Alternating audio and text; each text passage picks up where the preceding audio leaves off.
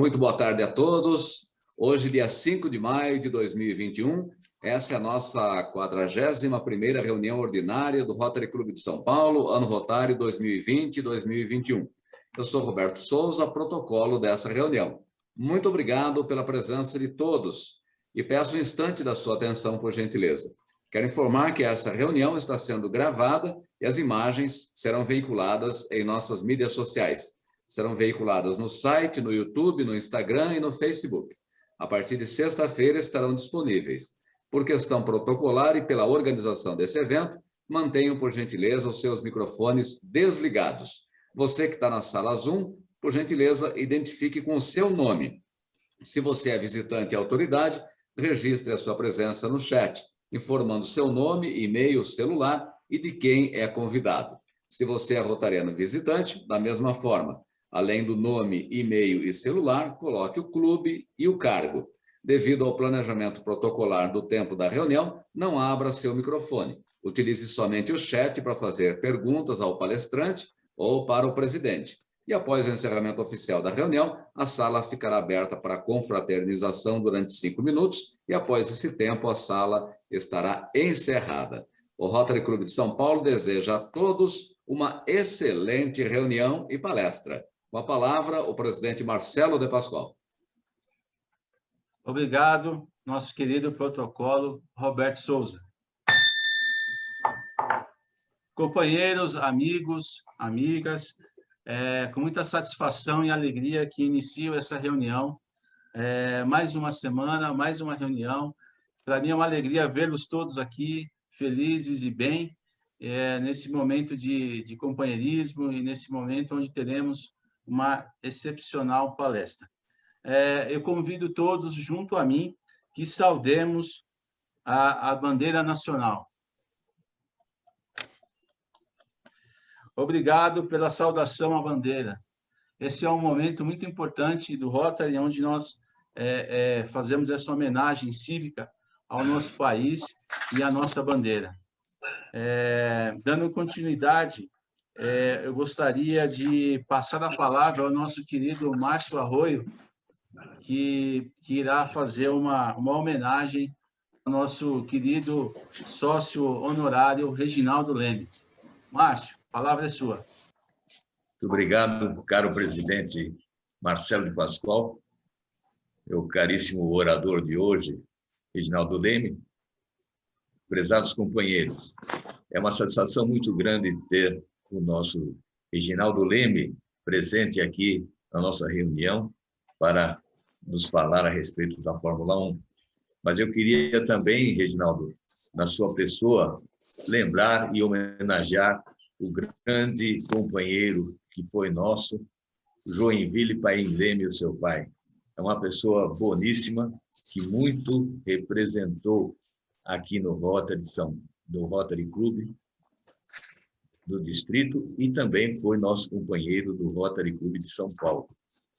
Uma pessoa muito humilde e uma liderança que mostrou, quando governador, uma capacidade imensa de trabalho e de realizações.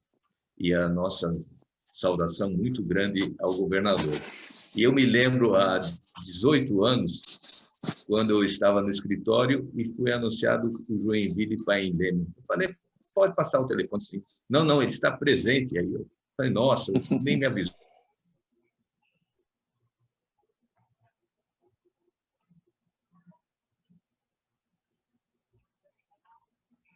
Eu acho que o Márcio deu uma travada. Sobrada em recebê-lo aqui. Pronto. E honra também. Márcio, volta até o escritório que cortou um pouquinho a internet. Tá.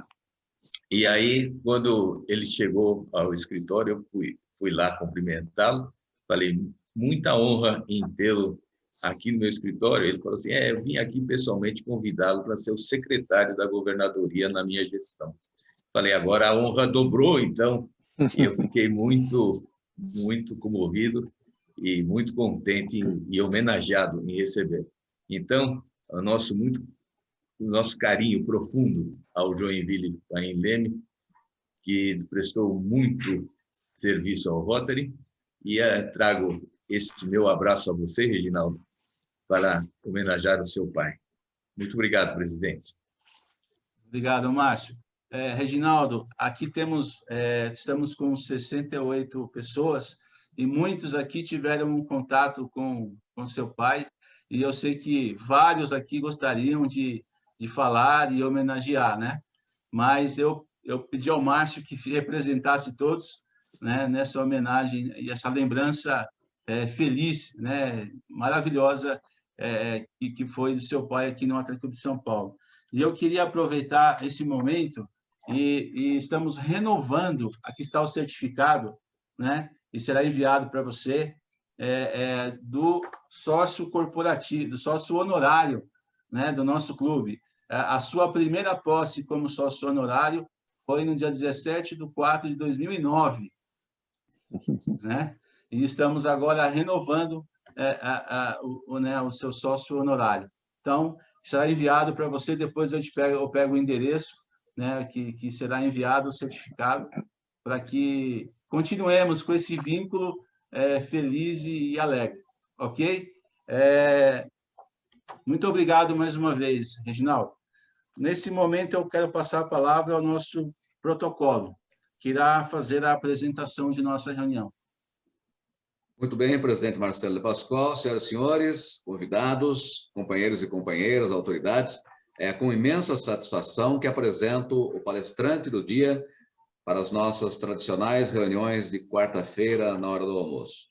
Reginaldo Leme é um experiente jornalista de automobilismo do Brasil, atuando há mais de 50 anos e sendo o primeiro jornalista brasileiro a cobrir em loco as corridas de Fórmula 1 para a imprensa brasileira e internacional.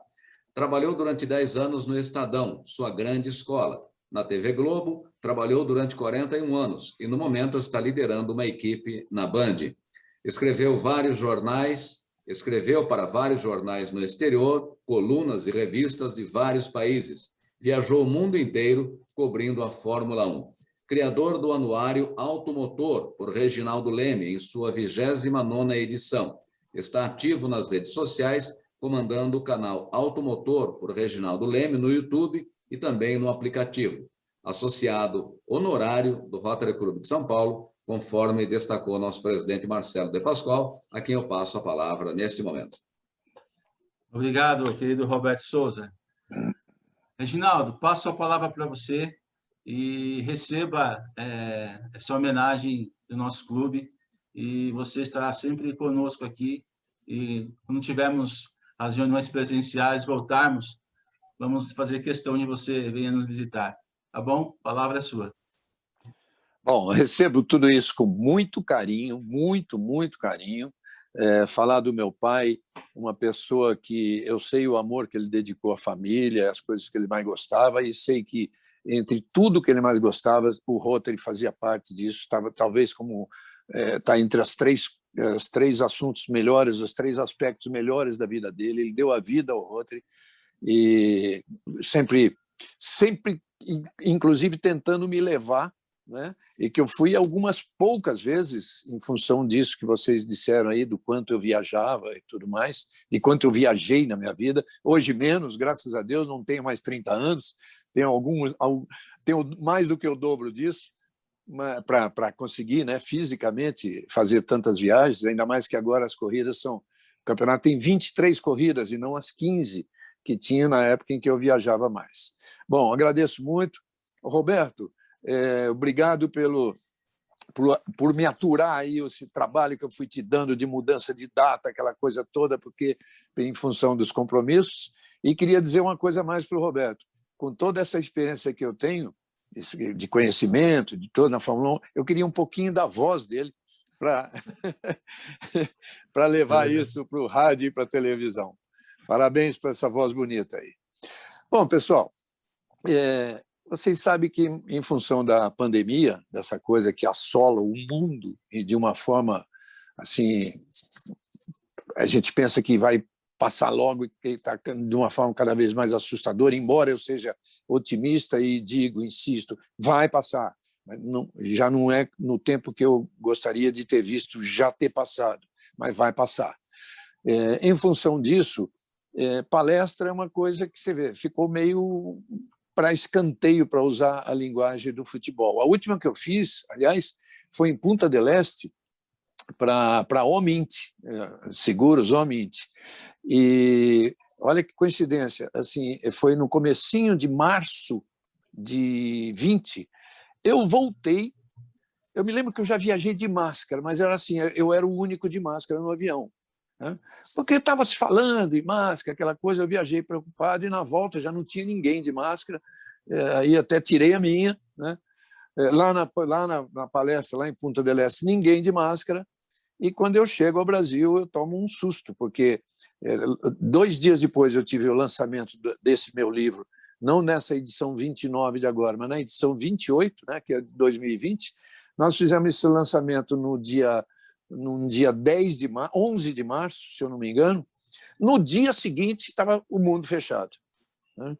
E, de fato, de forma a assustar. Mas o que eu quero dizer com isso é que eu estou muito distante das palestras. Então, eu fui buscar assim, um resumo, que está aqui na minha frente, no meu computador, um resumo do que eu costumo apresentar.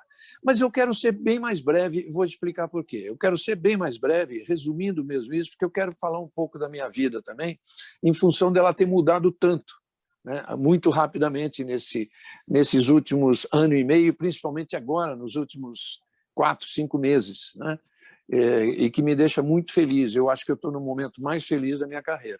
Isso eu quero muito falar isso daqui a pouquinho. E aí vou apresentar um pouquinho das fotos da minha vida, algumas que a Dani selecionou aí, eu vi, o Roberto me mandou, escolheu, bem escolhidos, é um negócio bacana. Mas o propósito principal da palestra era exatamente dizer o quanto a Fórmula 1 tem uma organização que ela pode ser transferida assim, na sua perfeição mesmo, pode ser transferida por qualquer empresa de qualquer setor, né? Porque é um negócio assim que primeiro começou lá atrás com o Bernie Ecclestone, né? Para quem não leu ainda, existe um livro que chama Eu Não Sou um Anjo, que é a biografia do Bernie Ecclestone, escrito por um jornalista inglês. Eu fiz o prefácio e fiz uma adaptação ao nosso idioma, mudando algumas coisas, tirando outras e tudo. É um livro para ser lido, porque é a vida de Bernie Ecclestone, um sujeito que começou a vida vendendo bicicleta, passou a vender motocicleta, conheceu o automobilismo de competição, tentou ser piloto, não era dele, passou de motocicleta a vender automóveis como funcionário numa loja. Ele fazia umas jogadas espetaculares a ponto de levá-lo, em pouco tempo, ele ser sócio dessa loja. Depois comprou a parte do sócio. Bom, ele se tornou, em resumo, isso na Inglaterra antiga, na Londres antiga, se tornou o maior vendedor de carros da Inglaterra. E, como ele já estava ligado ao automobilismo, ele pegou um piloto, o Jochen Rindt, para ser empresário na equipe Brabham, que não era dele, era do Jack Brabham. Aí ele comprou a equipe, passou a ser uma equipe dele. O Jochen Rindt, mais tarde, foi para a Lotus, morreu na Lotus. Para quem conhece a história, morreu num acidente num sábado em Monza. E para quem conhece a história, foi o lugar dele que o Emerson Fittipaldi ocupou. Não correram em Monza, mas na corrida seguinte o Emerson conseguiu a primeira vitória da vida dele e deu o título post-mortem ao Jochen Rindt. Mas voltando ao Ecclestone, então ele já estava inteirado com a Fórmula 1, ele comprou a equipe Brabham e ele passou a fazer parte de um circo que a gente chama, né, até hoje, né, o circo da Fórmula 1, mas de uma forma assim, ele tinha uma das piores equipes, uma das equipes menores, né? A Brabham, que só foi vendida pelo fundador Jack Brabham porque ele não aguentava mais aquele negócio e competir com Ferrari, com Lotus, com McLaren, etc. E o Bernie fez da Brabham uma equipe grande. Ele tornou uma equipe grande. Aliás, foi por onde o nosso querido Nelson Piquet ganhou seu primeiro campeonato em 1981. E o Bernie, como dono de uma equipe pequena e a maioria das equipes eram inglesas, com exceção da Ferrari, da Ferrari italiana, da Matra francesa, e na época tinha uma outra francesa que não era a Ligier ainda. Eu vou lembrar já qual era a outra francesa. Está vendo que eu estou fazendo no improviso mesmo. Ele começou a tentar convencer essas equipes que sozinhas elas não fariam nada e que unidas elas seriam muito fortes. Para vocês terem uma ideia, cada equipe dessa negociava, na época de um grande prêmio, negociava com o promotor do grande prêmio, vamos lá, grande prêmio da França, tomado como exemplo. Então, a McLaren negociava com o promotor da França para ganhar 1.000 libras para participar da corrida, com 2 pilotos, 2 carros, despesas. Bom, claro que 1.000 libras na época, vamos dizer que fosse equivalente hoje a 10.000 libras, mas ainda assim é ínfimo dinheiro perto do que eles passaram a ganhar mais tarde. Então, a McLaren negociava assim, a Tyrrell negociava de um jeito, a Lotus de 8, a Lotus já era mais importante, negociava de outro, a Ferrari sempre teve um dinheirinho a mais, porque era a Ferrari, mas, enfim, todas negociavam por valores ínfimos. Os primeiros campeões mundiais que a gente teve, não só os da década de 50, mas os da década de 60, que é quando eu estou falando agora, que o Eccleston já fazia parte, final da década de 60, nunca receberam um tostão para pilotar. Eles tinham suas vidas particulares, tinham, vamos dizer assim, Jim Clark, um dos maiores pilotos da história, ele corria pela Lotus com motor Ford Cosworth, então a Ford dava um carro para ele usar.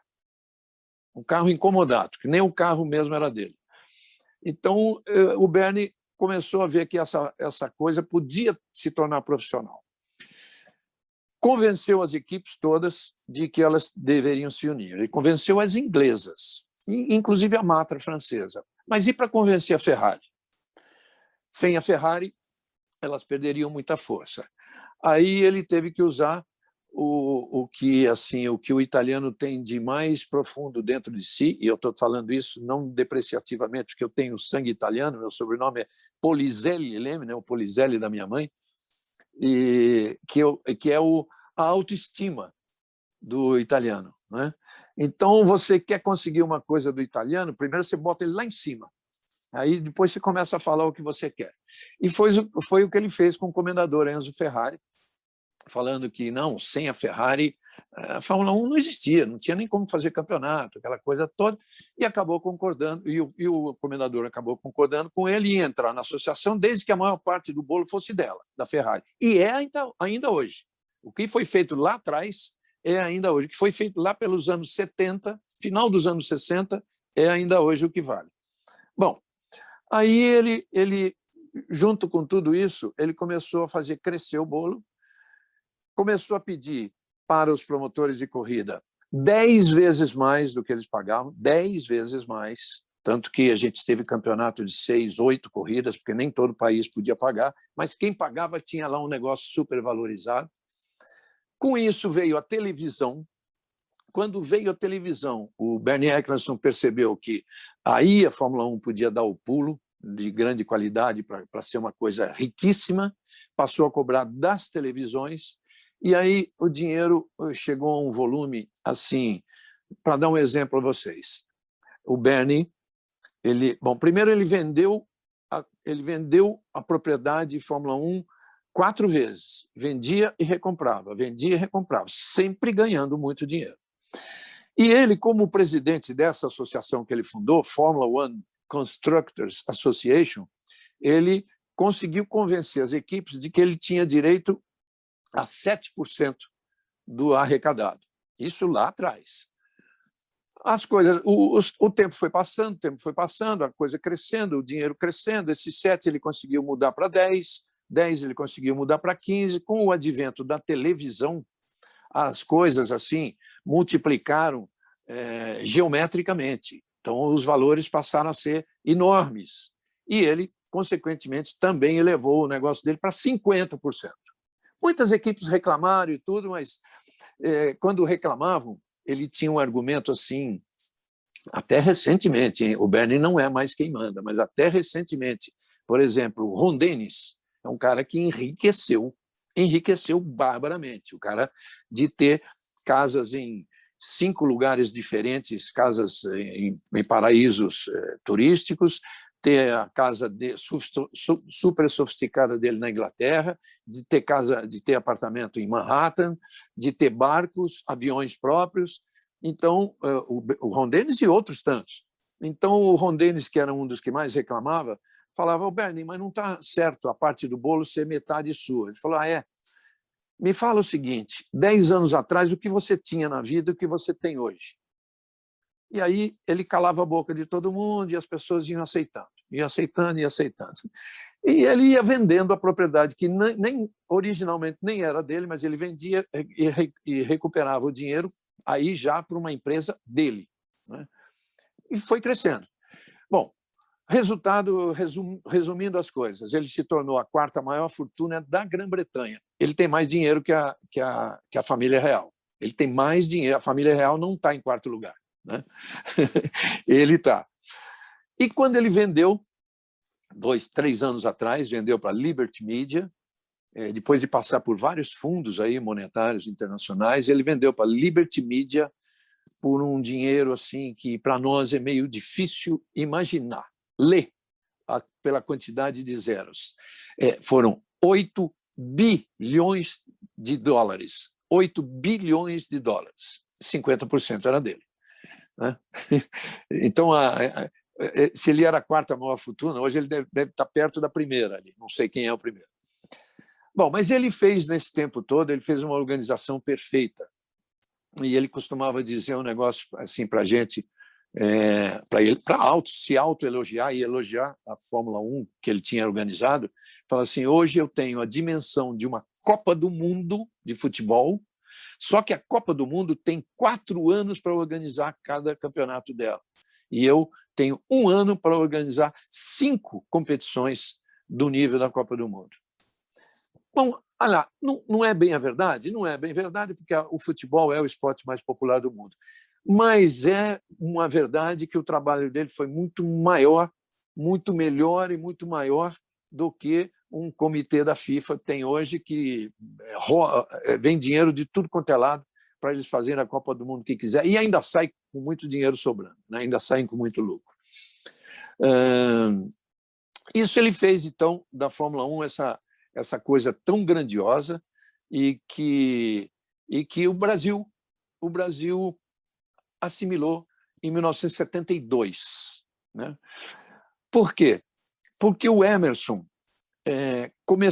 o Emerson entrou na Fórmula 1 em 69, em 70 ele ganhou a primeira corrida, quando ele assumiu o lugar do Jochen Rindt, como eu disse para vocês. Em 72, a Lotus, já então pintada de preta e dourada, com o patrocínio do John Player Special, marca de cigarros. Aliás, outra coisa que o Bernie conquistou, porque quando ele entrou não existia patrocínio nenhum na Fórmula 1. Os carros corriam com as cores do país. A Ferrari era vermelha e os outros carros ingleses eram verde. Esse verde que hoje está na Aston Martin. Por isso que a Aston Martin se autodenomina assim a equipe fielmente britânica. E aí começaram a vir os patrocínios.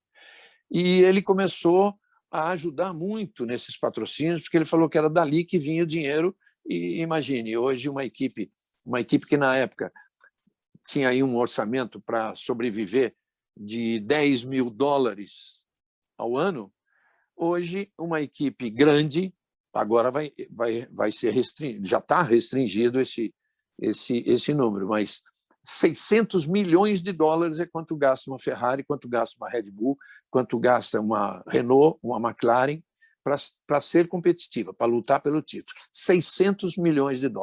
Vamos concluir que isso é um absurdo, porque no mundo global, com a dificuldade que a gente vive hoje e com as vendas de automóveis caindo, e mais ainda, com a modificação que vai acontecer, que já está acontecendo nessa passagem do motor a combustão para o híbrido e do híbrido para o elétrico, que é uma coisa assim que vem já, né? Não é para daqui a pouco, vem já começou e vem cada vez mais forte.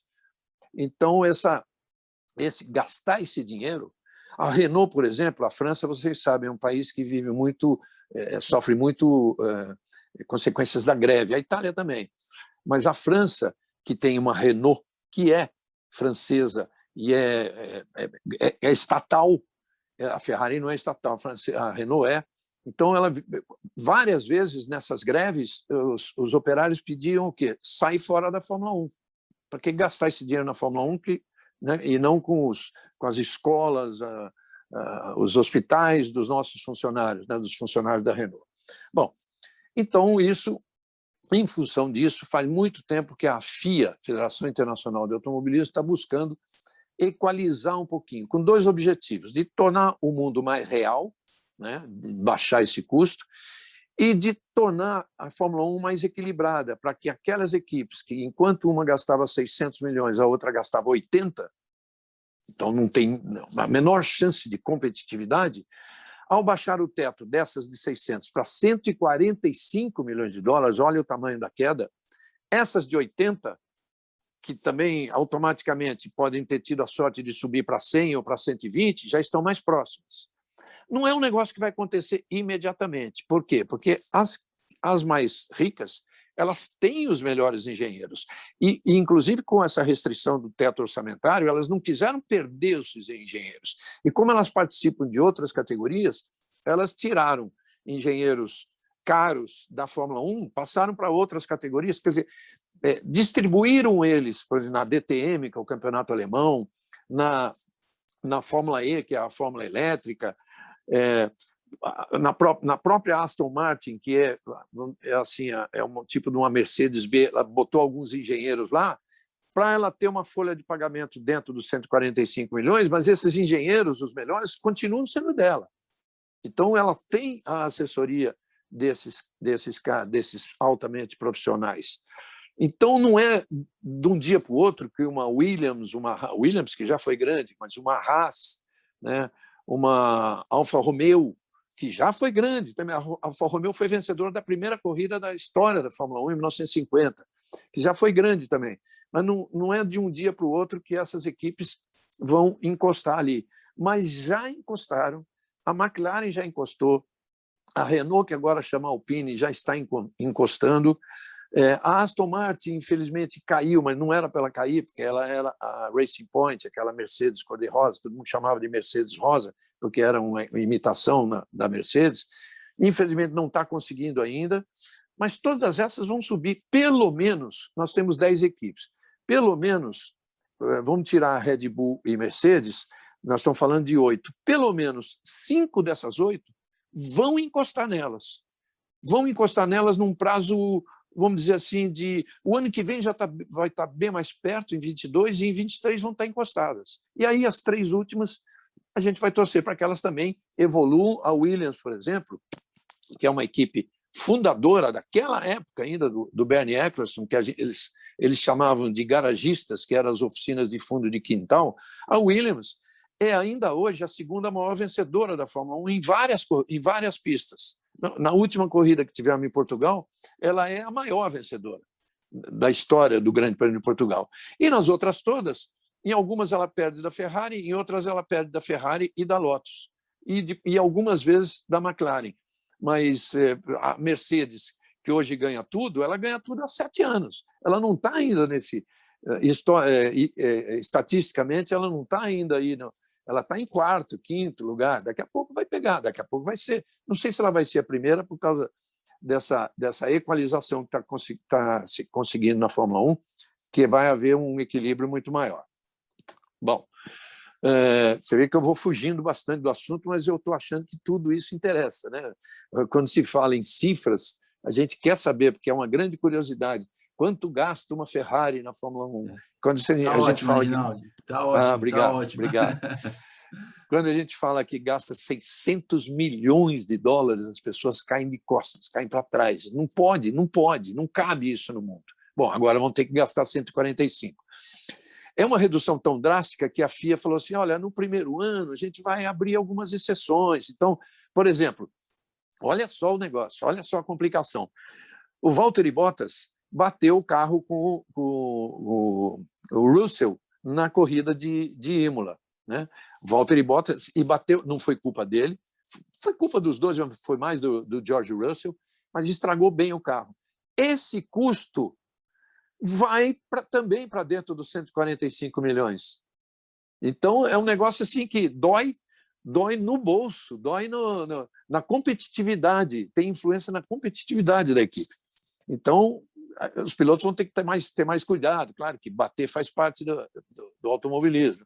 Não faz parte é acidente grave. Isso não faz parte. São as ocorrências, graças a Deus, excepcionais. Principalmente agora. A gente já teve muitas no passado, inclusive uma delas envolvendo um dos nossos maiores ídolos, que não foi um acidente grave, inclusive, né?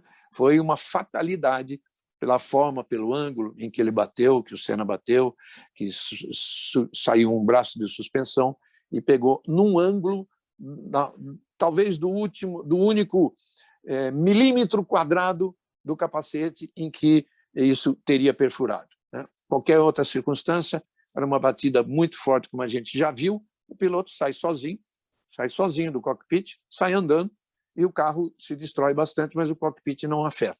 E não afeta mesmo.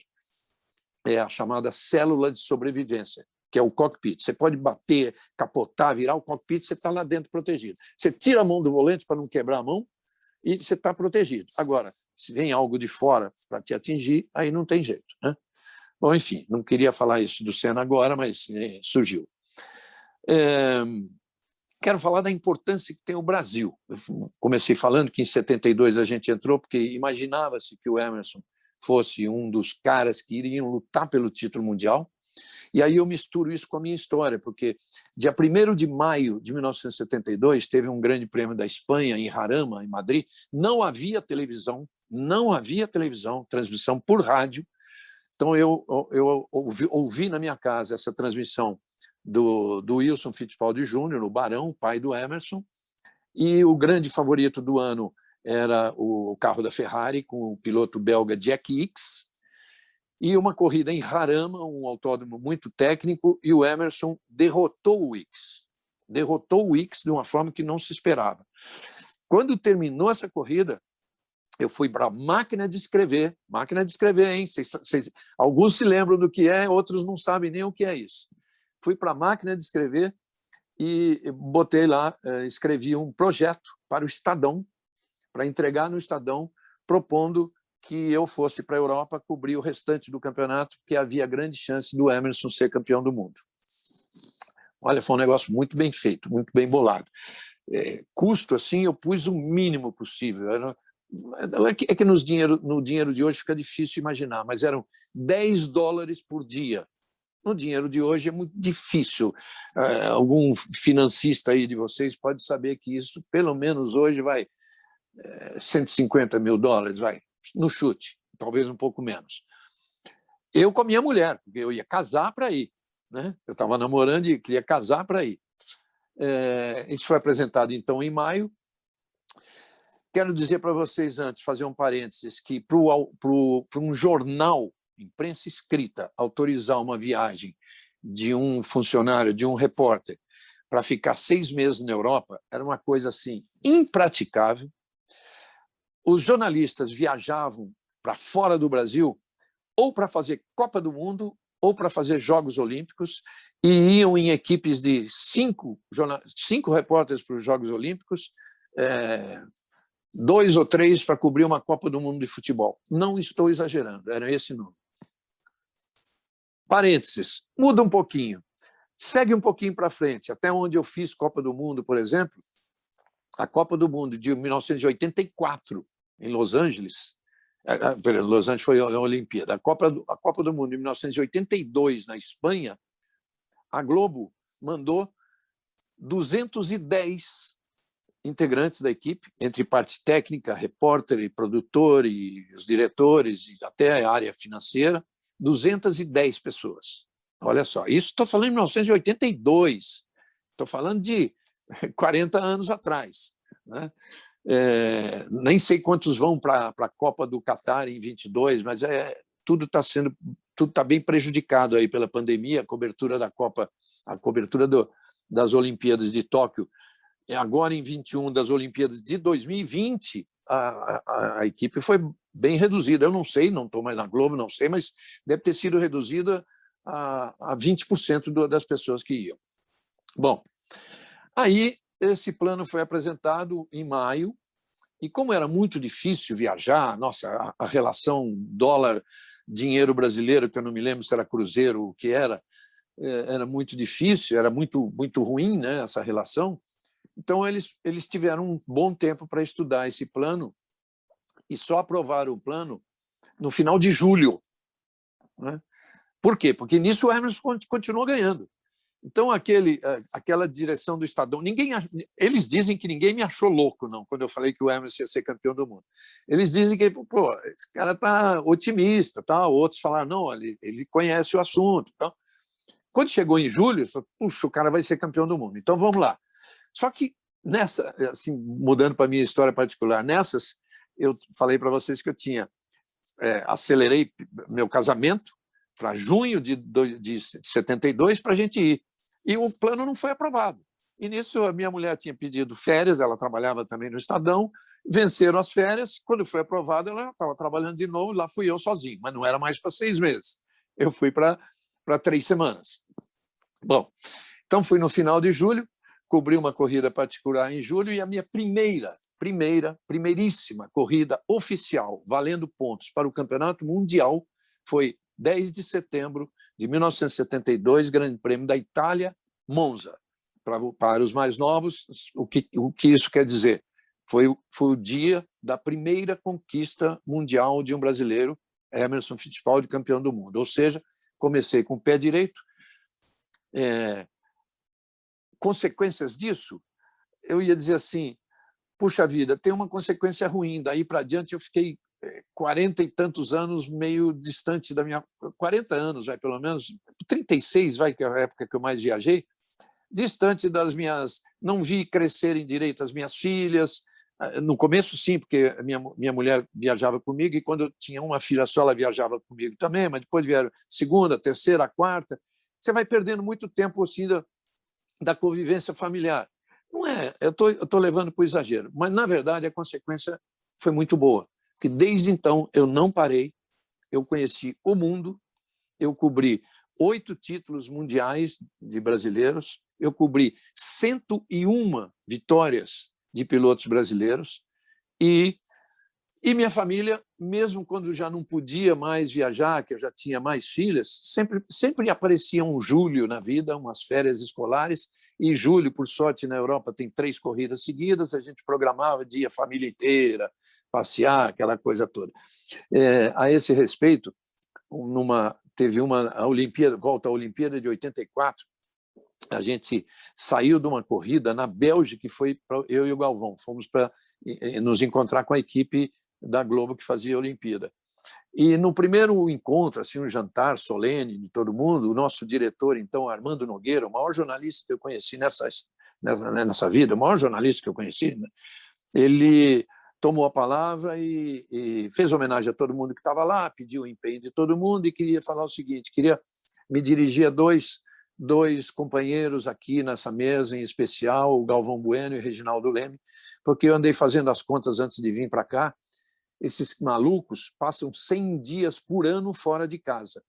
Então, a partir de hoje, olha só o que ele fez, a partir de hoje, eles dois passarão a ter direito, por ano, a 2 passagens para a família por ano, na classe em que eles viajam, que era a classe executiva.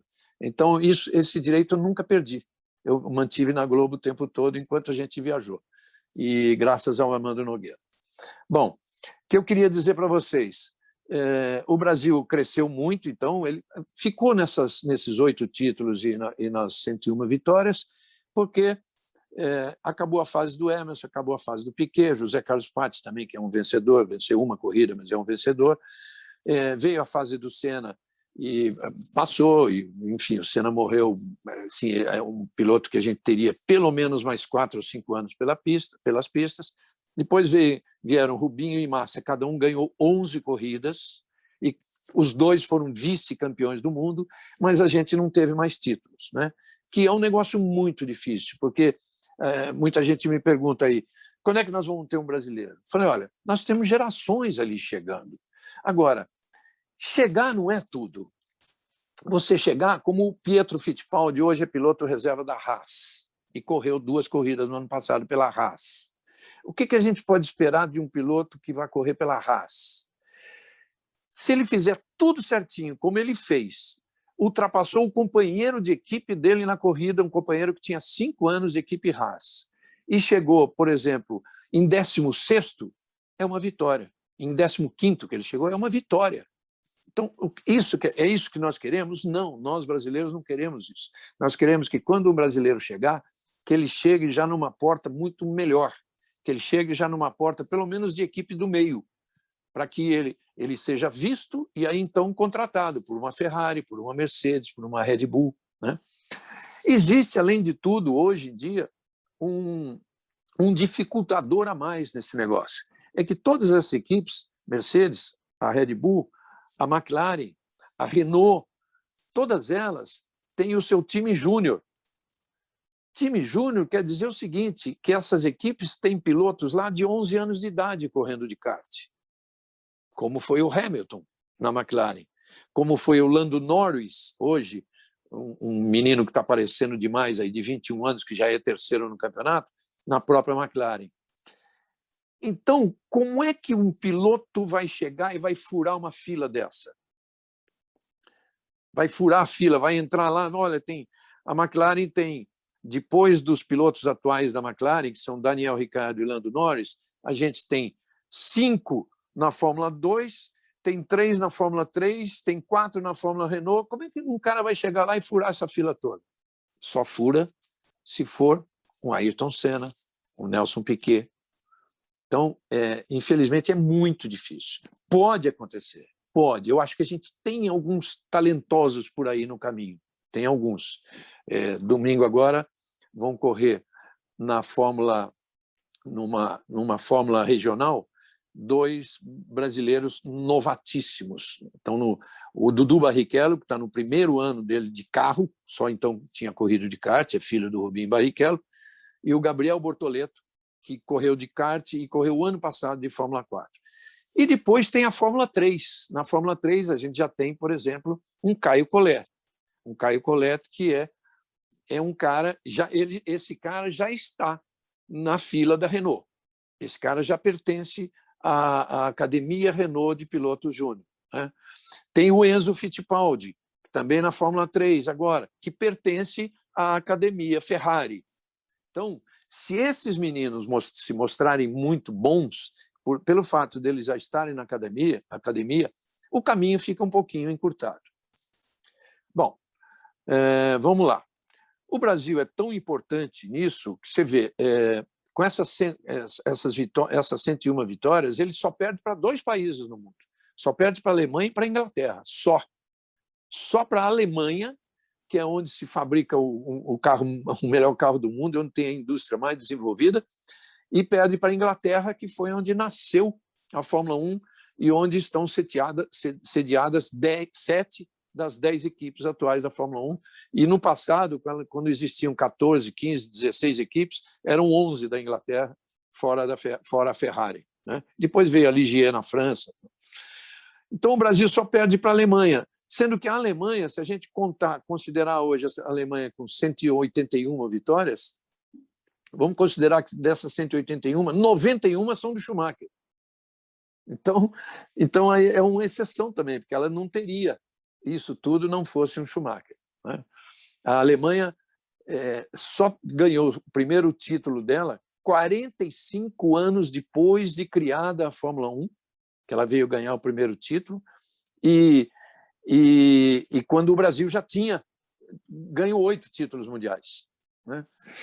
Bom, por que o Brasil ganhou bastante importância? Eu quero correr bastante aqui. Vocês estão vendo que eu não estou nem lendo, estou lembrando de algumas coisas das minhas palestras antigas, mas para chegar nesse dado aqui que eu queria.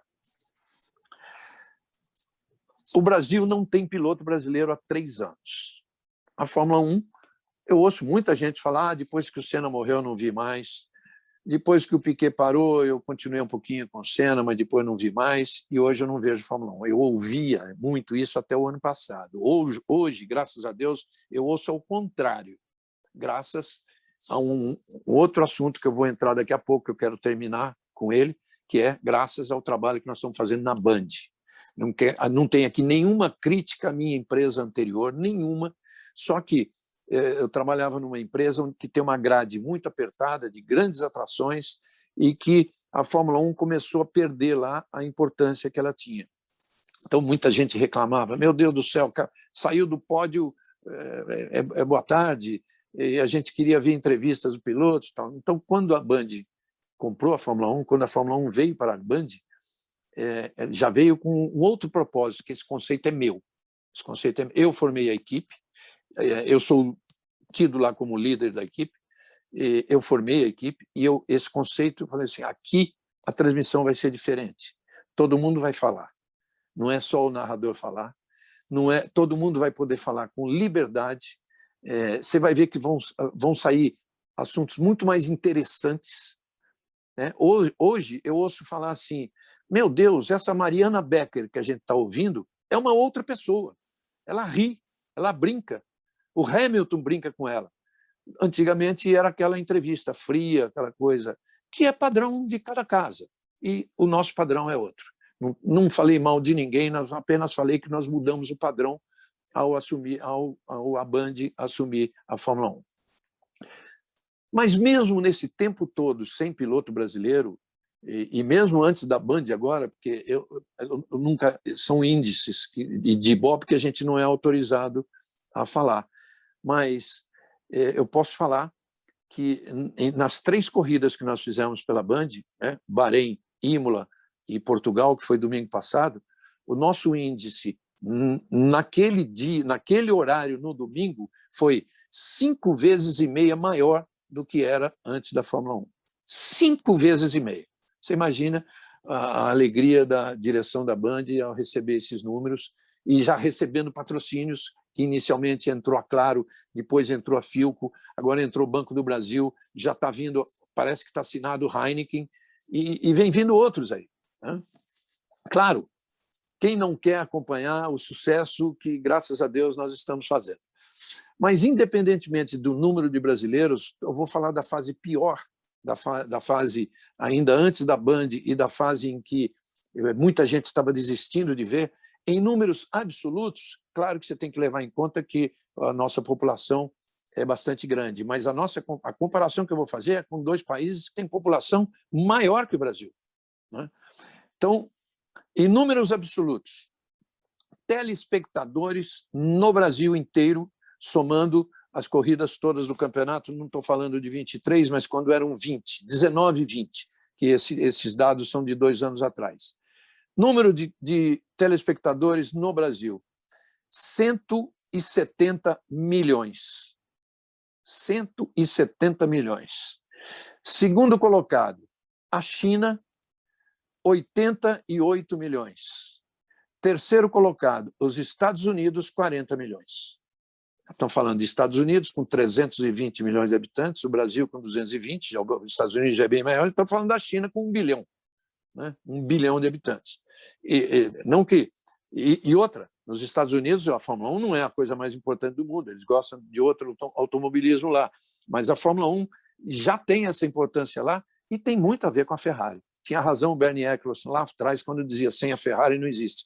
O maior fã-clube da Ferrari no mundo está nos Estados Unidos, o segundo está na Alemanha. O segundo está na Alemanha, o terceiro está na Itália. Bom, o que mais que eu poderia dizer para vocês? O que se exige de um piloto? Agora eu vou falar bem rapidamente para chegar naquela parte que eu queria falar da minha carreira. O que se exige de um piloto? Disciplina, concentração, preciosismo. Isso é tudo na Fórmula 1.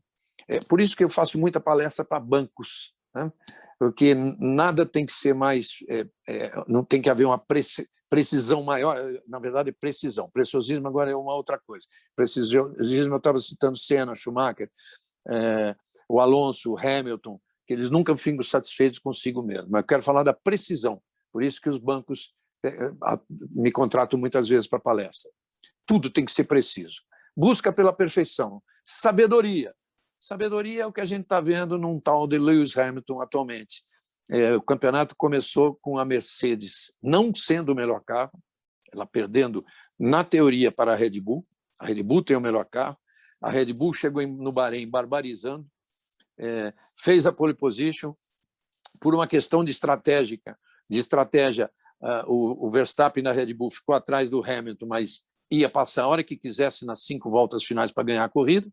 E na inteligência do Hamilton, ele foi cercando e deu um lugar para o Verstappen passar numa posição em que o Verstappen, para passar, teve que ultrapassar com as 4 rodas fora do limite da pista. Então, existe um botão no carro de cada piloto, o Hamilton apertou aquele botão,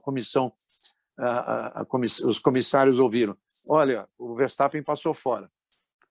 Não deu 15 segundos, veio a ordem do Verstappen de entregar a posição, isso faz parte do regulamento. Então, foi uma armadilha que a inteligência do Hamilton causou para o Verstappen.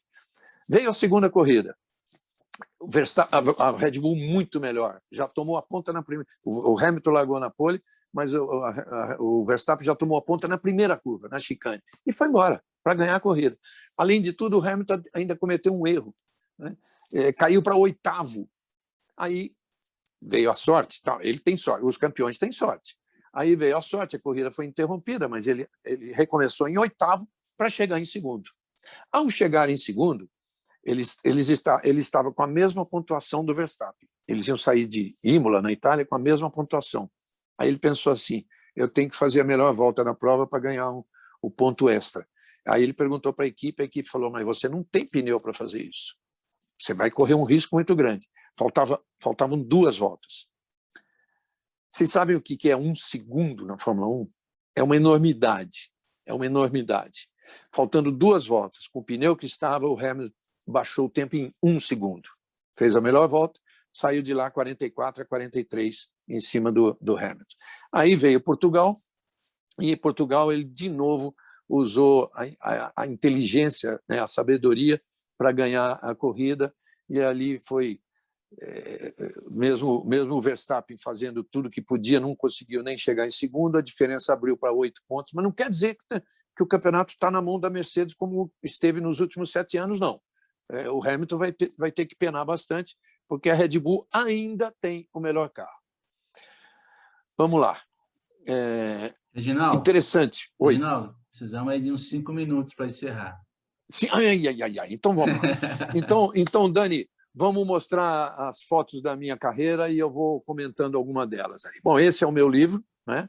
Essa é a edição 28, depois tem a 29 e agora já saiu a 30. Pode correr então um pouco mais, Dani. Bom, aqui, essa da esquerda não é na Fórmula 1, isso aqui é uma Olimpíada de Los Angeles, está vendo as credenciais todas de Olimpíada. Aí, entrevistando o Piquet na Fórmula 1, isso aí, se eu não me engano, foi em 83. Vamos lá, Dani, 5 minutinhos.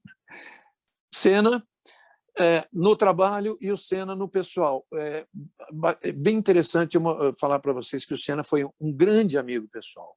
Nós brigamos depois, tivemos uma briga feia, mas ele foi um grande amigo pessoal. Depois da briga foram feitas as pazes, que nunca volta a ser a mesma amizade. Mas, enfim, graças a Deus ele me procurou para pedir desculpas e a gente fez as pazes 2 anos antes dele vir a falecer. Vamos lá, Dani. Aí, falei da amizade, aqui jogando um tênis e aqui jogando futebol. Tinha um futebol tradicional no Canadá, que eram os pilotos contra os jornalistas. Então, eles montavam aqueles times lá. Aqui no tênis, isso aqui foi em Bali. Eu queria dizer o seguinte: o Senna detestava perder, mas se há um lugar que ele perdia, para mim, era no tênis. Não é sempre, mas nas vezes que ele ganhou no preparo físico. Vamos lá. O Senna, de novo, na primeira cidade que ele morou, ainda na Fórmula 3, prestes a entrar na Fórmula 4, perto da Inglaterra, perto de Londres, ao lado de Londres, 30 quilômetros de Londres. Aqui uma entrevista com ele já na Fórmula 1. Vamos adiante. De novo, Piquet. E aqui uma mais recente. O Piquet tem uma coleção de carros. Ele tem mais de 150 carros de rua e carros de corrida. Esse aqui é um Fórmula Indy de 1929. É um carro na cor azul clara do Uruguai. porque corria um piloto uruguaio. E ele teve uma exibição aqui em São Paulo, que acontece anualmente aqui numa fazenda em São Paulo, e ele me levou a dar uma volta nesse carro. Cabiam ali dois lugarzinhos apertados, e eu falei assim para ele, cadê o cinto para a gente pôr? Eu falei, que cinto, amigo? Se apoia em mim, vai lá e tenta não cair fora do carro. Lógico que as velocidades são outras. Pode ir lá, Dani. Esse cara aqui chama-se George Harrison, acho que alguém já conhece ele. Isso aqui, em 1975, ele veio pela primeira vez ao Brasil, eu o conheci na casa do Emerson, nos tornamos amigos, nos encontramos no decorrer da Fórmula 1 mais de 30 vezes. Aqui foi a primeira entrevista que eu fiz ele para o jornal Hoje. Aqui o Emerson, você está vendo a boca de sino, que era uma coisa que usava, hein? Parece ridículo, mas é uma coisa que usava muito. Vamos lá, Dani. Piquet de novo, Piquet, você está vendo o Nakajima ali do lado, uma época que ele corria, eles correram pela Lotus. Aqui já bem mais recente, foi na Stock Car, com o Rubinho já na Stock Car, o Rubinho entrou na Stock Car e foi campeão em 2014, do lado está o Felipe Fraga, um dos maiores pilotos que o Brasil já teve. Um dia ele volta para a Stock Car, mas está ali agora como piloto oficial da Mercedes, correndo na Europa, em outras categorias, categoria de turismo. Pode voltar, Dani, que aqui eu estou dentro do carro, o primeiro carro campeão mundial de Fórmula 1, com esse cara que está aqui do lado. O que está dentro do carro é um piloto melhor do que está do lado. E esse carro é chamado Lotus 72D. Este carro deu ao Brasil o primeiro título mundial. Ali atrás, o capacete original do Emerson. Na foto à direita, estou entrevistando o Nick Lauda e o Emerson. Em 2014, o Emerson comemorou 40 anos do segundo título dele, um título pela McLaren. Então a gente fez uma matéria enorme na Inglaterra, na sede da McLaren, e em Monza estavam todos esses caras, todos os pilotos que correram na época com o Emerson, e eu entrevistei o Nick Lauda. O Emerson está do lado. Pode ir, Dani. Futebol, Copa do Mundo, isso aí na porta do estádio de Guadalajara. Copa do Mundo de 86. Aqui o George Harrison está vendo já já bem diferente, bem mais envelhecido, ele já estava doente. Isso foi na Austrália, em 1994. Ele era muito amigo do Damon Hill, que o Damon Hill é um exímio guitarrista, e ele foi para a Austrália apenas para torcer pelo Damon Hill. Não deu certo. Aqui, fiz futebol também. Olha aqui, o Júnior jogando no Torino, na Itália, o Zico jogando na Udinese, na Itália. Quem está do lado aqui são cinegrafistas e assistentes nossos da Globo. A Globo, em 84, comprou o campeonato italiano e me deram 6 dias para percorrer 16 clubes italianos. Era assim, 2 por dia na correria.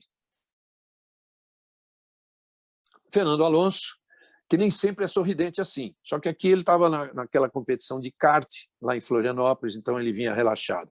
Aqui já numa essa do Alonso é minha filha, que eu levei ela nessa entrevista, que ela é a fã número 1 do Fernando Alonso. Ainda é, hein? Nunca deixou de ser. Alonso, naquela mesma entrevista. E aqui, naquele dia que eu te falei para vocês, de 2014, a gente terminou aquelas entrevistas lá em Monza e foi para a Inglaterra, na sede da Inglaterra. Com esse carro, o Emerson ganhou o segundo título dele, estou eu ao lado dele aí na sede da McLaren. Bom, aí Lewis Hamilton, é a quarta vez que ele me dá essa entrevista exclusiva, é a Petronas que organiza isso. Aqui foi a primeira vez que eu estive com o Hamilton, foi numa loja da Tag Heuer, por sinal, e depois no restaurante Pobre Juan. Ele foi para lá, eu também fui, o Pobre Juan é meu parceiro. Foi a primeira foto que eu fiz com ele. E aqui na esquerda já foi o último ano que eu o entrevistei, 2020 não teve, 2019. Alain Prost, velhinho já, na Fórmula E, hein? E que interessante, eu convivi muito com o Prost. E nesse dia aqui, numa corrida da Fórmula E em Buenos Aires, você vê que ele era um cara que gostava mesmo de mim. Quando ele me viu, ele falou assim, puxa vida, está me lembrando de 38 anos atrás. Ou seja, ele sabia exatamente aquilo tudo que ele tinha vivido comigo. Daniel Ricciardo, aqui à esquerda. À direita, eu tive alguns bares na vida. Eu gostei sempre de bares, eu fui sócio deles, né? Nunca eu podia estar à frente que o bar ia falir. mas esse foi um deles, aí conversando com o Cafu. Esse é o carro do Nelson Piquet, esse é o carro do Nelson, bicampeão mundial. Essa Brabham ele trouxe para o Brasil, deu uma volta em Interlagos lá e me deixaram entrar nesse carro aí. É o quarto carro de Fórmula 1 que eu entro. Bom, eu queria dizer para vocês muito obrigado. Claro que eu gostaria de falar mais, mas permitir perguntas, que é uma coisa muito interessante nas minhas palestras. Mas você vê, eu prometi falar meia hora, falei sei lá quanto tempo, e é um assunto que eu gosto e vai indo, e é um grande prazer ter falado com vocês. Reginaldo Leme, obrigado pela sua presença, parabéns. Peço a todos que deem uma salva de palmas. Obrigado pela excelente palestra, e foi sensacional. Eu acredito que todos amaram, puderam conhecer um pouco mais os bastidores. Eu sei que se eu fosse dar a palavra aqui, iríamos sair só à noite. Mas a nossa Fica para outra. Isso, eu já te convido para uma próxima reunião, para o próximo semestre.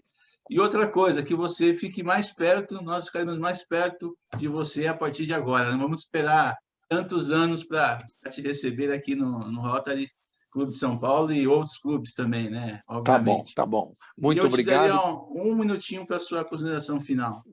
Então, eu queria só dizer muito obrigado por essa recepção, por esse novo título de sócio honorário refeito, né? E dizer para vocês que eu guardo assim, com muito carinho a comenda do Paul Harris, que o Rotary me deu. Eu sei que é uma coisa raríssima, uma coisa para poucas pessoas, eu guardo isso com muito carinho, e é uma lembrança que eu tenho do meu pai assim, muito forte. Muito obrigado a vocês.